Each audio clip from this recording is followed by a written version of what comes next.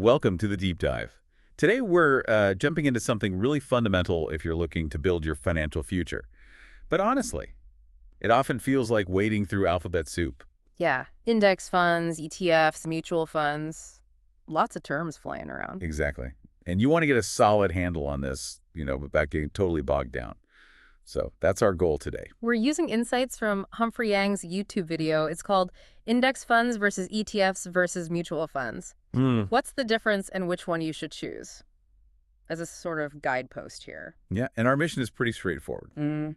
Let's clearly break down what these three things are. By the end, you should get their core features and hopefully have a better feel for which one, or maybe even a mix, fits what you're trying to do with your money. And one thing that often trips people up, something the source hints at, is that these terms aren't always totally separate boxes. Right. Like an ETF can be an index fund. Exactly. Or a mutual fund can track an index. It gets a bit overlapping, so we'll try and untangle that for you. And underneath it all, really, is this idea of diversification, spreading things out. It's just smart for managing risk, and it pops up again and again when you look at how these different setups give you access to the wider market. Okay, cool. So let's start with mutual funds.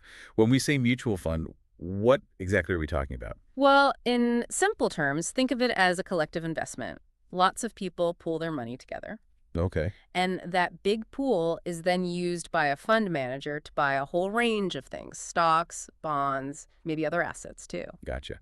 The source video had this slightly odd phrase, very wide selection of the phantom English reborn and document and waterfalls in the morning and fish swimwear. Yeah, that's creative.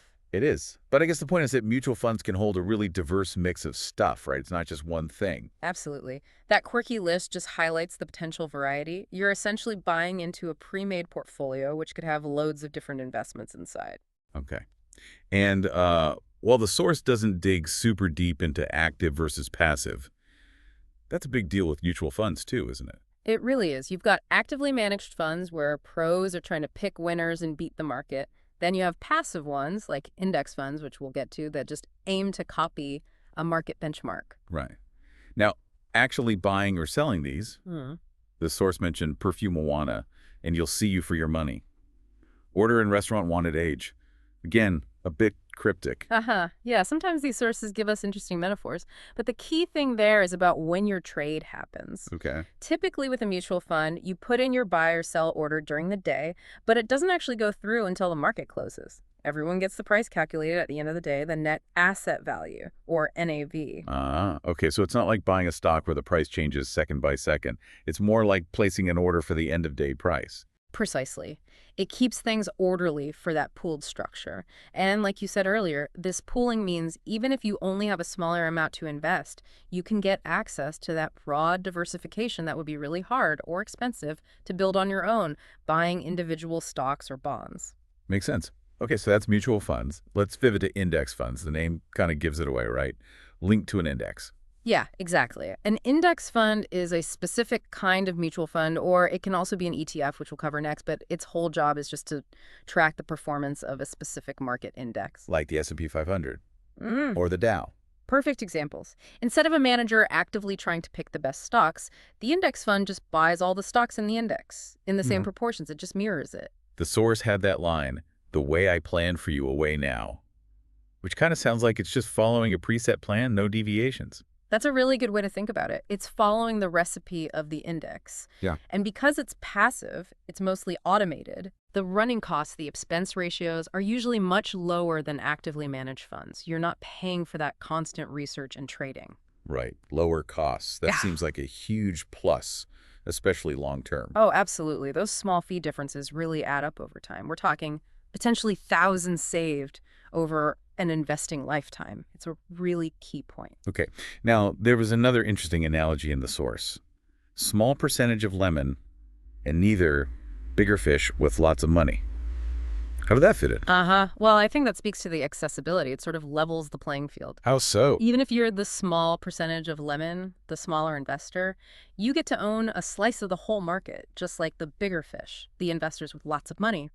The index fund holds everything in the index, so you get the market's return, whatever it is, without needing huge sums of cash to buy all those stocks individually. So it kind of democratizes investing in a way. Yeah, that's a great way to put it. It lets everyone easily participate in the broad market. And just to nail this down, because it can be confusing, an index fund isn't like a totally separate structure like a mutual fund or an ETF. It's the strategy, Exactly. It's the passive index tracking approach. Yeah. And you can get that strategy packaged inside either a mutual fund structure or an ETF structure. Got it. Yeah. Choosing recipe, the index, and then deciding on the container mutual fund or ETF. Perfect analogy. Okay, so that naturally leads us to ETFs. Exchange-traded funds. These have become super popular. Right. And the name itself, exchange traded, that's the big clue, isn't it? It really is. The source had this other slightly random bit. PS is pure messenger widget. Yeah. Which, okay, feels out of left field. Yeah. But maybe it connects. Like an ETF is its own distinct thing, its own widget on the exchange. That's actually a really insightful way to link it. Think of the ETF as this self-contained package, this widget with its own ticker symbol, just like a stock. Okay. And because it has a ticker symbol, you can buy and sell it on a stock exchange throughout the trading day at whatever the current market price is. So that's the huge difference from most mutual funds, which only trade at the end of day price. Exactly. Intraday trading. That's a major distinction. So you get more control over the price you buy or sell at, reacting to market moves during the day. You do. That flexibility is a big draw for some people. You can react immediately if you want to. But I guess that could also mean you might be tempted to trade too much, based on short-term noise. That's definitely the potential downside, yes. That intraday flexibility requires discipline. You don't want to be making impulsive moves based on tiny fluctuations if you're a long-term investor. Fair point. And what about what's inside ETFs? Can they hold lots of different things, like mutual funds? The source mentioned various kinds of defense, maybe meaning different types of holdings for protection or diversification. Precisely. ETFs are incredibly versatile. They can hold baskets of stocks, bonds, commodities like gold or oil, currencies, you name it. So various kinds of defense could definitely represent that mix of asset classes, offering diversification across different areas. Okay. And just like mutual funds can be index funds, can ETFs track indexes too? Oh, absolutely. A huge number of the most popular ETFs are index ETFs. They track things like the S&P 500 or specific sectors or international markets. They combine that passive index strategy with the ETF trading structure. So you get the low cost and diversification of indexing, plus the intraday trading. Generally, yes. But remember, just like with mutual funds, you can also find actively managed ETFs where a manager is making active decisions about what's inside. So it's not only index tracking for ETFs. Good distinction. Now, you mentioned something before, a creation redemption mechanism. Yep. Sounded technical. Why should someone investing care about that? Yeah, it's a bit behind the scenes, but it's actually really important for how ETFs work. Basically, large institutions can create new ETF shares by delivering the underlying stocks or bonds to the ETF provider, or they can redeem existing ETF shares and receive the underlying assets back. Okay. And why does that matter? It acts as a kind of arbitrage mechanism. If the ETF's price on the stock exchange starts to drift too far away from the actual value of all the assets it holds, its NAV, these big players can step in, create or redeem shares, and profit from the difference.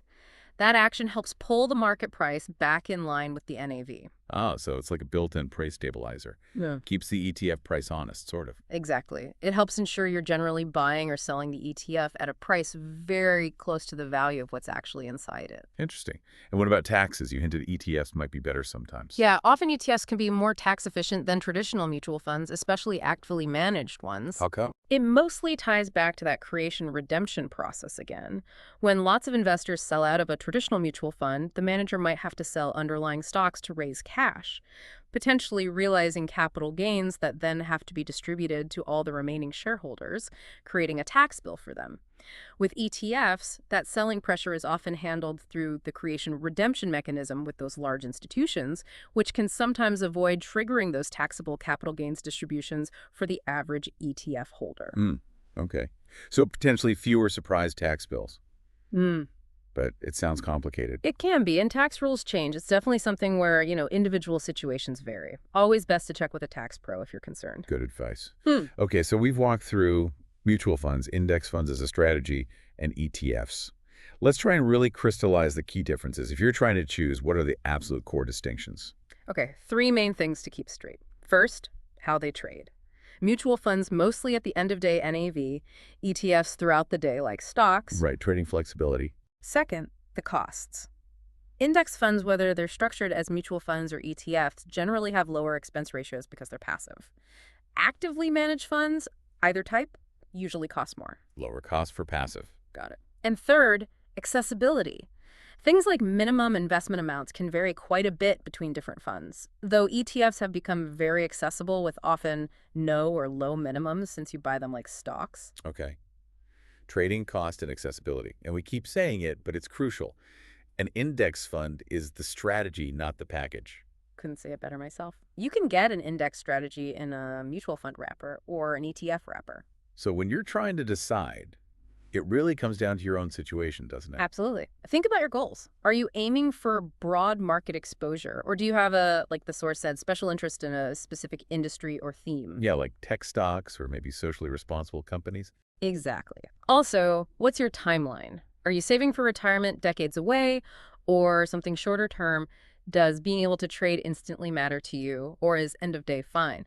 And how much do those fees matter? So the video title asking which one you should choose. The real answer is, it depends. Pretty much. There's no single best answer for everyone. The important thing is understanding what you're actually buying, what's under the hood, and how it operates, how it trades. Once you get that, you can pick the tool or tools that make the most sense for you. Right. Understanding leads to better choices.